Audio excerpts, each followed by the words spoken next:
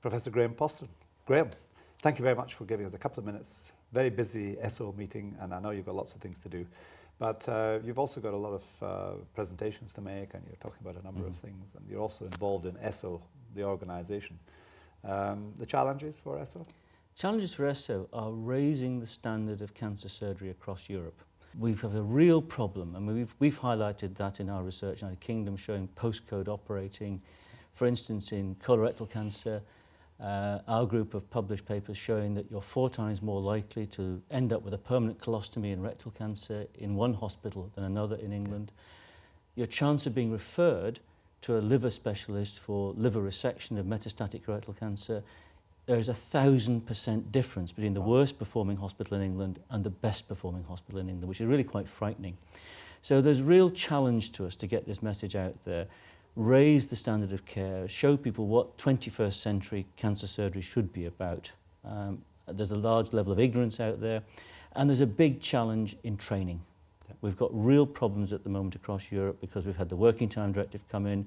God, when you and I were youngsters, you were on call every night or every other night. Indeed I was. And we trained on something like 30 to 40,000 hours of open-ended training, and now we're meant to train surgeons in 6 years of 48 hours a week. So they're getting 20% of the exposure to clinical surgery that I had in my training program, and how we actually managed to deal with this problem. And of course, cancer surgery now is becoming more highly specialised. Yeah. We're becoming very site-specific. The idea of the old general surgeon who would do a thyroid and a bit of breast surgery, a bit of bowel surgery, a bit of stomach, some hemorrhoids and a few varicose veins, that's all gone now. Yeah. We want our surgeons to be site-specific. They want them to be doing livers all the time or rectum all the time. In Britain, we have gone some way to solve that. We've centralised.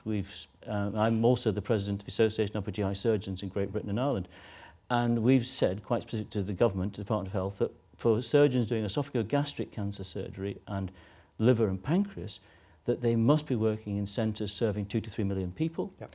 They must work in teams of 4, 5, 6 surgeons working together. They must all be working to the same level, and they must publish their outcomes. And that's the crucial thing. And in the past, surgeons have just swept their outcomes under the carpet. They had no idea what they were doing. They had a vague idea about operative mortality rates, very vague. Wasn't stratified to case mix. And that's another big factor we've demonstrated, that poverty is a major factor in just access to cancer care, let alone the quality of cancer care. So these are the big challenges that are facing us. I had thought that the UK would have come along a bit quicker after the Bristol paediatric cardiosurgery issue, which has had ripple effects right across Europe. But it doesn't seem that we've accelerated progress much. And I personally believe that it's up to ginger groups like yours to really keep this going. The heterogeneity, of course, is not just within the north of England or Scotland. It's right across Europe. And I heard Commissioner Daly speak about this as one of his major challenges as Commissioner for Health in the European Parliament. So I'm hopeful we might have political backing there. Now, colorectal cancer, rectal cancer, very, very specialist area, but lots of things happening. There's a lot of new imaging technology around. Yes. Not only are you getting a bit more specific and more targeted, but so are the radiation therapists. And Estro were talking about that earlier this week. What's exciting for you? Oh, it's exciting in many areas. I mean, first as a surgeon, the fact that we're specialising now, we've centralised the liver resection programme, certainly in the United Kingdom, although it's not the same across the rest of Europe. I mean, every hospital in Holland thinks that they can do liver resections, which worries me somewhat, when there's something like 50 hospitals in Holland for 10 million people and everybody thinks they can do that. Rectal cancer surgery, which is technically very challenging to do well, needs to be centralised as well, just to maintain the quality. Otherwise, the work of Bill Heald is wasted. Yeah. The message Bill Heald has been preaching now for 30 years of total mesorectal excision to reduce local recurrence rates. That needs to be centralised, and that will be the next thing in Britain. How much the rest of Europe will follow us, bearing in mind the politics of delivery of care across Europe, is very difficult. The other major advance, as you know quite clearly, has been in the medical oncology of advanced colorectal cancer. Now, we're now at a situation we've clearly demonstrated that if you have resectable stage 4 disease, your prognosis is as good as stage 3 at 5 years. Which is remarkable. And the days of asking for a clinical trial to prove this are gone. It's like asking for a clinical trial of appendicectomy versus antibiotics for appendicitis. where we are really making big progress is the integration of multidisciplinary management. And you look at the revolution in medical oncology in just the last 20 years. When 1990, all we had was 5-FU. Sure. And the big debate was, do we give it with low-dose leucovorin or high-dose leucovorin? And that went on for 10 years. And then suddenly we've had the revolution led by oxaliplatin, irinotecan, and now the biologicals. And now we're beginning to get into this whole question of how we can get into the molecular predictors of who gets which treatment, tailor-made therapy for the right patients at the right time, and perhaps most importantly for patients, taking people with inoperable and incurable disease and using aggressive first-line chemotherapy to bring them to resection for with a chance of cure and a chance to be alive in 10 years' time.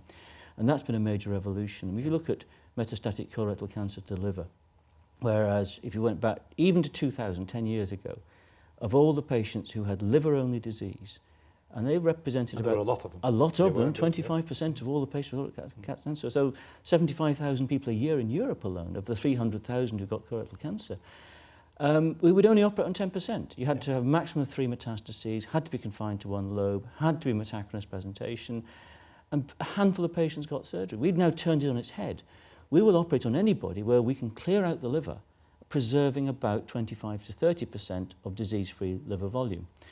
And that now means we can double or even treble the number of people we can operate on straight away, but more importantly, of the residual 70%, with modern chemotherapy, we will get response rates of 80, even 90% now. We can bring another third of those patients to liver surgery. Sure. Congratulations on all of that, because it has taken some brave leadership on your part and your colleagues, but I think it's getting there. I wouldn't be too gloomy about other countries in Europe. I think, having worked in Holland myself for 10 years, the Dutch will get there around them. And I work now in the European Institute of Oncology in Milan, where we have 16 breast cancer consultant surgeons, and that's a strong message, and our outcomes are as reflects that sort of expertise. So Graeme, thank you very much indeed for giving us some time, and I hope we'll maybe in the future be able to help you with your training and your down the line distance learning video techniques, because of course eCancer TV takes video. Thanks. Thank you very much.